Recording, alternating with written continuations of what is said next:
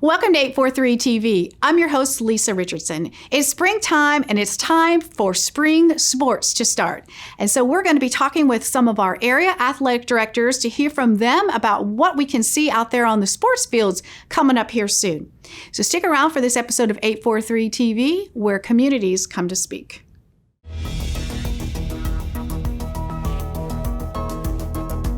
.843 TV, where the Lowcountry comes to speak.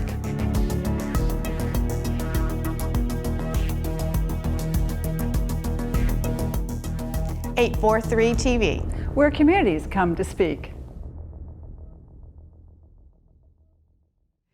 Welcome to 843 TV. We are talking with our area athletic directors to give us a spring sports preview for what's ahead. And joining us here first is Carlos.Cave. He is the athletic director at Whale Branch Early College. And Carlos, you've been there for 10 years. Yes. That's awesome. Going into my 10th year, I'm very excited to be there working with our administration. And we've had a lot of success over the years and just working with the kids, enjoy working with the kids in the community.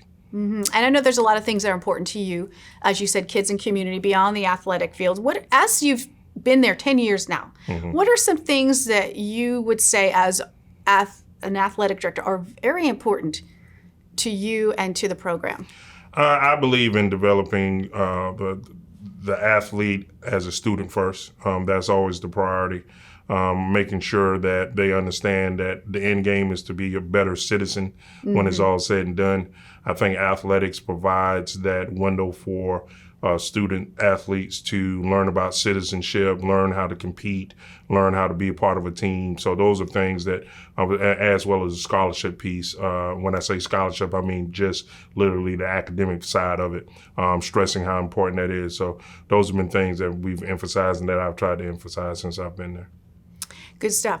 Now, of course, going into spring here, just getting started, having come to a halt last year, let's talk about some things that might be still challenges on the horizon as you look to go forward with the spring.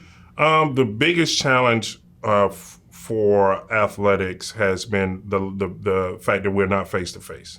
A lot of kids have either opted for virtual or face-to-face. And because you're not in the building full-fledged, a lot of parents are having difficulties on making decisions for their kids not to participate in athletics. And that's understandable. So our numbers have been low, and that's across the district. A lot of the middle and high schools are having difficulties with fielding teams just because of the fact that you're not in the building.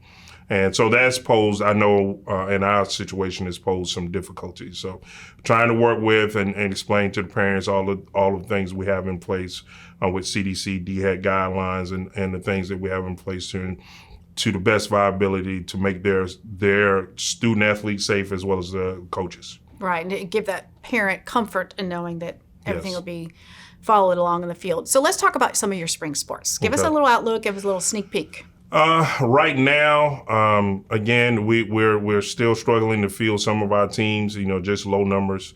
And with several of our sports teams, you're constantly recruiting kids to participate. Soccer, boys and girls soccer, right now will be one of the sports teams in the spring where the soccer coach, who's also a football coach, has recruited several football players out. So that's going to be interesting. He's definitely increased the athleticism of the team with those additions. But of course, to be good, the skill set has to be developed. So we're excited about soccer, boys and girls. We also excited about track and field. Our numbers there are growing, and we've always had a level of a success in track and field. So we look to continue in that area as well. We're still working diligently with baseball and softball, trying to increase numbers because baseball and softball and boys tennis, those have been sports where we have a few that have been active with the sport, but then you're always recruiting kids to try the sport. And so that it's been an ongoing all spring, just trying to get our numbers where we'd like for them to be.